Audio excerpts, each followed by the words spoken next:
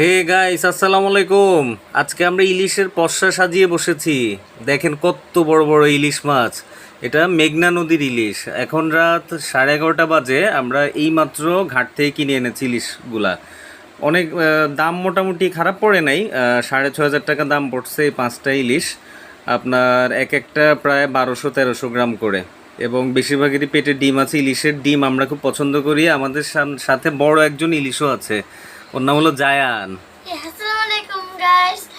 আজকে আমরা বাজার থেকে কত বড় বড় ইলিশ নিয়ে এসেছি। অনেক বড় বড় ইলিশ এক একটা। তো আজকে আমরা এগুলো ভাজি করে খাবো। ভাজি করে খাবা? সবগুলা খাবা? হ্যাঁ, আমরা তো মাত্র 3 জন, এতগুলা খেতে পারবো?